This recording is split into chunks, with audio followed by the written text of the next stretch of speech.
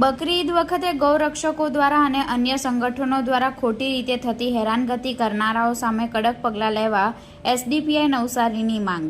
આજરોજ Navsari SDPI team દ્વારા Navsari collector સાહેબને બકરી ઈદ નિમિત્તે આવેદનપત્ર આપવામાં આવ્યું।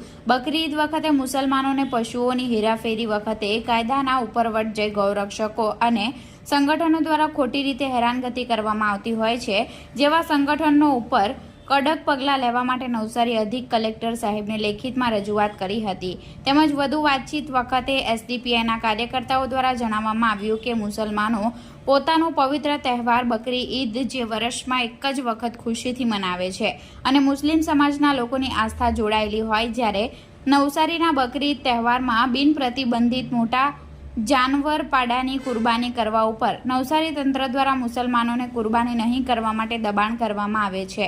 બકરી ઈદના તહેવારમાં પાડા જાનવરમાં 7 વ્યક્તિની કુરબાની થાય છે, જ્યારે બકરામાં 1 વ્યક્તિની કુરબાની થતી હોય છે, જેથી મોટો પરિવાર માણસ દીઠ બકરા કુરબાની કરી શકતા નથી, જ્યારે એક પાડાની કુરબાનીમાં પૂરા પરિવારની કુરબાની કરી શકે છે અને સાધારણ વ્યક્તિ પણ પોતાનો તહેવાર મનાવી શકે છે।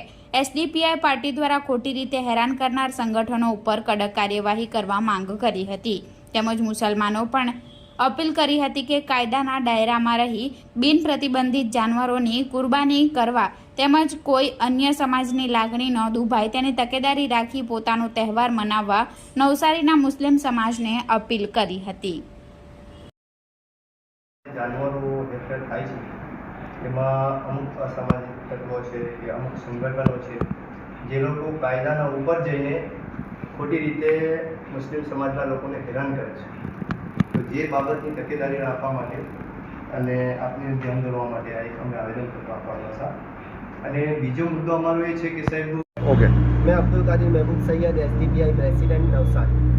आज हमने कलेक्टर साहब की मुलाकात ली और उनसे हमने हेल्प मांगी है कि हमारा एक त्यौहार बकरी ईद का आ रहा है और जो दूसरे मज़हब के त्यौहार आते हैं, रथ यात्रा होती है, गणपति होते हैं, तो मुसलमान कौम उसमें साथ देती है। शांति सम्मेलन में हमें बुलाया जाता है और हमारे से साथ मांगा जाता है और मुसलमान उनको साथ देती है। तो अब जब हमारा त्यौहार है तो मुसलमानों को भी से साथ मिले और जो गुनाही तत्व जो ठेकेदार बन चुके हैं, गाड़ियों को रोकते हैं, ड्राइवरों को पीटते हैं, कायदे के खिलाफ जो लोग काम करते हैं उनके ऊपर सख्त से सख्त कार्रवाई की जाए। दूसरा है कि गौवंश के अलावा जो भी जानवर है जिस पे प्रतिबंध नहीं है, कायदे से पाड़ा भैंस वगैरह जिसके पे प्रतिबंध नहीं है, तो मुसलमानों को उसको उसकी कुर्बानी। ओके જી મારું નામ મોહમ્મદ નવસારકા છે। હું એસડીપીઆઈ સ્ટેટ કમિટી મેમ્બર છું। અમે આજરોજ નવસારી જિલ્લા કલેક્ટર સાહેબને એક આવેદનપત્ર આપવા માટે આવ્યા હતા। અમારો જે હેતુ છે એ સામે જે અમારી મુસ્લિમ સમાજના લોકોની જે બકરી ઈદ છે, જે બાબતે છેલ્લા ઘણા વર્ષોથી બકરી ઈદ વખતે અમુક સંગઠનો ગૌરક્ષકના નામે યા કોઈ બીજા સંગઠનો જે મુસલમાન લોકો જે જાનવર બીજી જગ્યાએથી ખરીદીને હેરફેર કરે, જે કાયદાના અંદરમાં રહીને જેમને પરેશાન કરવામાં આવે છે, તો જે બાબતે અમે કલેક્ટર સાહેબથી એક રજૂઆત કરી છે કે આવા અસામાજિક તત્વોના ઉપર કડકથી કડક કાર્યવાહી કરવામાં આવે અને નવસારી જિલ્લાની અંદર કોઈ પણ જગ્યાએ ખોટી રીતે મુસલમાનોને હેરાનગતિ અગર કોઈ પણ કરવામાં આવશે તો એની સાથે એસડીપીઆઈ ઊભી રહેશે। નંબર 2 બીજો મુદ્દો અમારો એ હતો કે નવસારીના અંદર પોલીસ તંત્ર ખાસ કરીને જે મોટા જાનવર છે જે પ્રતિબંધ જેના પર નથી, જેમાં પાડા છે, એ પાડાને કુરબાની કરવા માટે અક્ષર એ લોકો ના કહે છે।